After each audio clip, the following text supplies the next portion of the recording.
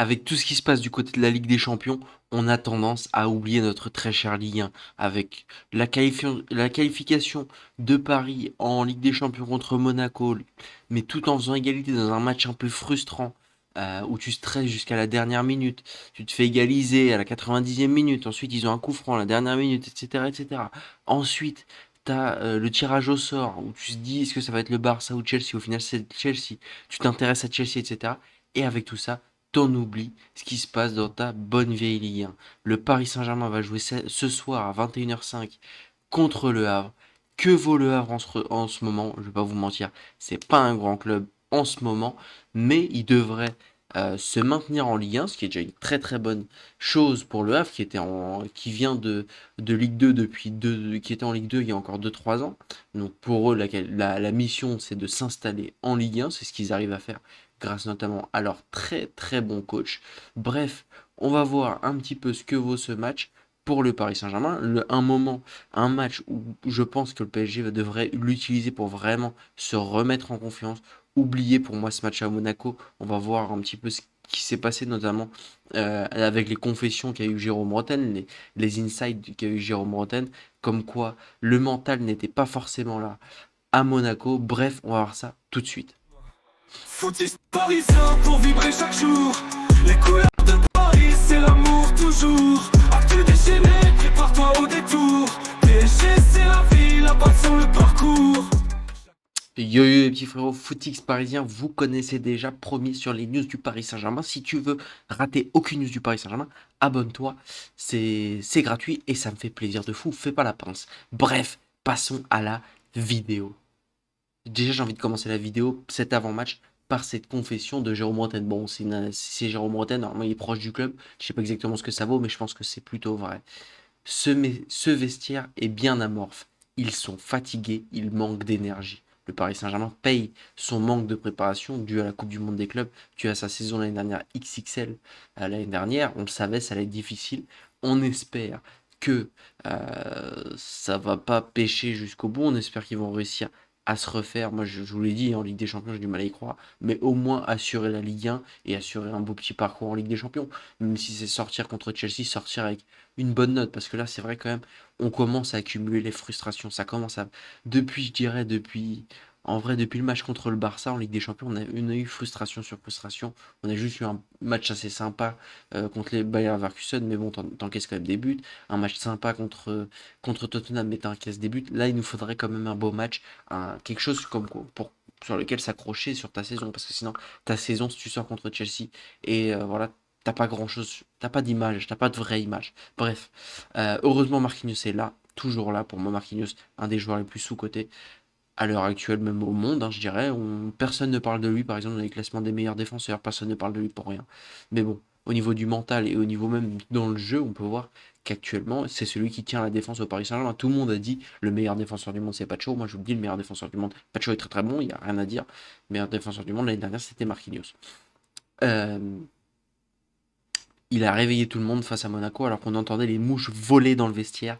Tout le monde était amorphe. Ça, c'est un comportement qu'on ne veut pas avoir. Comment est-ce que c'est possible? J'ai du mal à penser. Je pense que c'est avant l'arrivée de Luis Enrique dans le vestiaire. C'est pas possible parce que Luis Enrique face à Monaco, il a dû te les allumer dans le vestiaire. En tout cas, ce que j'attends de lui, j'espère. J'aimerais bien qu'on voit un petit peu des images de ça. Dembélé sera là face à Chelsea. Oui. Rassurant. Et encore, est-ce que tu mets vraiment Dembélé? Je crois que oui. Je crois qu'il est tellement fort que oui. Mais il faut vraiment un Dembélé à 100%.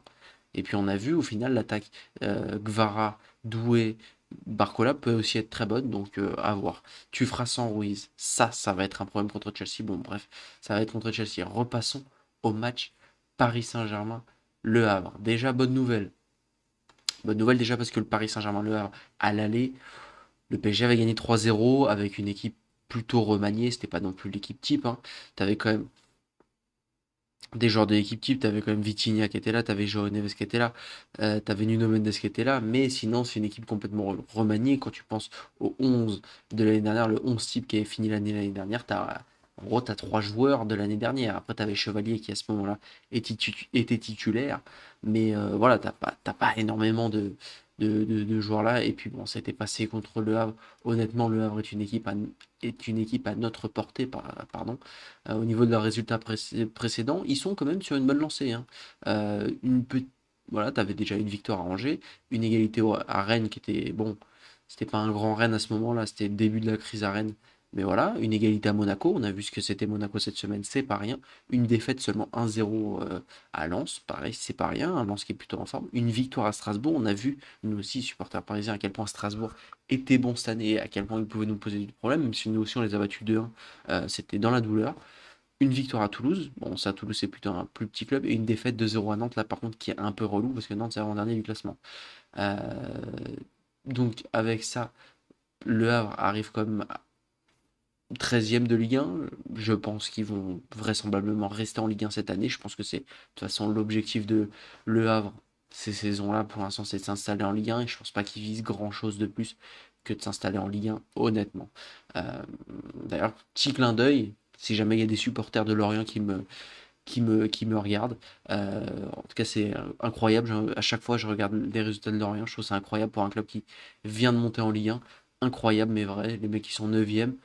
Bon, proche d'une place en. Bon, ça va être compliqué, mais proche d'une place en Europe. Imaginons Lorient qui joue la Conférence League. Bref, truc de malade. Mais retournons sur Le Havre. Donc, Le Havre qui voilà, t'affronte le 13e de Ligue 1, je pense que ça va être le match pour le Paris Saint-Germain. On a vu à quel point les organismes étaient touchés. Ça va vraiment être un match sur lequel tu vas pouvoir faire tourner le 11 selon l'équipe. Ça serait donc Safonov au cage. Moi, je pensais qu'honnêtement, après les prestations un peu moyennes de Safonov, en Ligue des Champions notamment, je pensais qu'il allait redonner sa chance à Chevalier. Je pensais, moi, pour moi, Safonov, je suis pas totalement satisfait. Chevalier, je n'étais pas totalement satisfait, mais honnêtement, Safonov, je suis pas vraiment beaucoup plus satisfait. Je vois pas ce qu'il apporte de plus que Chevalier. Honnêtement, c'est un peu triste pour Chevalier. C'est sûr de le comparer à un gardien comme Safonov, mais actuellement, Safonov est le numéro un. Moi, je donnerais sa chance à Chevalier. Il a besoin de minutes de jeu. Je vois pas trop ce que ça apporte de faire jouer Safonov sur ce match-là. Je pense que Honnêtement, je pense que Luis Enrique pense quand même à la carrière de Chevalier dans le sens où t'as pas envie de plomber ton effectif et Chevalier a besoin de minutes de jeu si jamais il a envie de jouer à la Coupe du Monde. Donc non, moi j'aurais mis Chevalier là pour le coup. Je trouve que c'est un plutôt mauvais coaching si ça va être ça demain, hein. Ça se trouve, on sait pas, ça va être ça demain. Surtout que l'année dernière, on se rappelle à cette période-là, Safonov avait des minutes de jeu pour reposer Donnarumma. Ça pourrait être aussi intéressant à ce niveau-là. Zabarni Pacho, moi j'aurais fait reposer Pacho, attention, hein. Pacho, on le sent de plus en plus mort. Honnêtement, moi je ferais reposer Pacho et je mettrais Beraldo à la place. Zabarni Beraldo, on a vu, c'est une paire de défenseurs centraux qui aurait pu être intéressant, surtout que Beraldo, il a plus beaucoup de minutes de jeu. Et si Pacho se casse, je pense que ça va plutôt être lui qui va être préféré en Ligue des Champions. Donc voilà, un peu relou. Hakimi, il a besoin de minutes de jeu, donc c'est très bien. Nuno Mendes, on l'a vu aussi un peu fatigué, mais je pense qu'il a besoin de reprendre le rythme, donc ça, il n'y a pas de souci. Celui aussi que j'aurais fait reposer, c'est Vitinha. Je pense que t'as pas besoin d'avoir un Vitinha pour battre le Havre, donc j'aurais vraiment fait reposer Vitinha. Euh, Bradley Canguin, moi j'ai envie de le voir beaucoup. Zaïre Emery au milieu, pareil. J'ai très très envie de le voir. João Neves, j'aurais donné aussi un peu du rythme. Moi j'aurais mis João Neves à la place de Vitinha. Et voilà, en point de basse, un Zaïre Emery. C'est comme ça que j'aurais vu la chose. En attaque, ça me semble pas choquant. Gonzalo Ramos, je pense qu'on va avoir besoin de lui dans cette fin de saison. Surtout si Dembélé n'est pas là, on va avoir besoin de lui. Ça va être notre super sub. Donc pourquoi pas le remettre en jambe? Déjà, on l'a vu, il avait fait un bon match contre Metz la semaine dernière. Pourquoi pas lui donner des minutes de jeu la semaine prochaine, ce week-end. Aussi, pourquoi pas faire rentrer Dro Fernandez? Pourquoi pas lui donner plus de minutes de jeu? Ça pourrait être très très intéressant. Surtout que le Paris Saint-Germain a l'occasion de se mettre très très bien en Ligue 1. Comme je vous l'ai dit, moi je pense que c'est un des facteurs clés pour assurer une bonne Ligue des Champions. Et c'est pour ça que les clubs anglais pour moi ont du mal en Ligue des Champions. C'est parce que quand tu dois gérer en même temps la Ligue des Champions et en même temps ton classement de Ligue 1, parce que t'es stressé avec ton classement de Ligue 1, machin, tous les points comptent, tu ne peux pas gérer bien ta Ligue des Champions. Là, Lens a fait un faux pas, faut en profiter. Ils ont fait une égalité ce week-end contre Strasbourg, ce qui fait que le PSG a l'occasion d'avoir 4 points d'avance. En plus, la semaine prochaine, tu joues contre Monaco, un match qui risque d'être compliqué, je pense. Donc voilà, je pense que faut vraiment profiter de ça. Bref, pour mon prono, je pense que ça va être assez aisé pour le Paris Saint-Germain. Je verrais bien Pareil, un peu comme la semaine dernière contre Metz, un petit 3-0, emballé, c'est pesé, où on se régale, où ça fait tourner à la 60e minute, etc., etc. Bref, n'hésitez pas à me dire vos pronos dans les commentaires. Pareil, comme à chaque fois, comme je le dis souvent, les pronos c'est avant les matchs, c'est pas après les matchs. Voilà, les gens qui arrivent dans les commentaires, dans les après-matchs, oh j'avais dit ce prono-là. On vérifiera dans l'après-match qui a eu raison, qui a eu tort. N'hésitez pas à me dire vos pronos dans les commentaires. Bref, merci de m'avoir écouté jusqu'ici. N'hésitez pas à liker, partager, vous abonner. Ciao ciao les gars.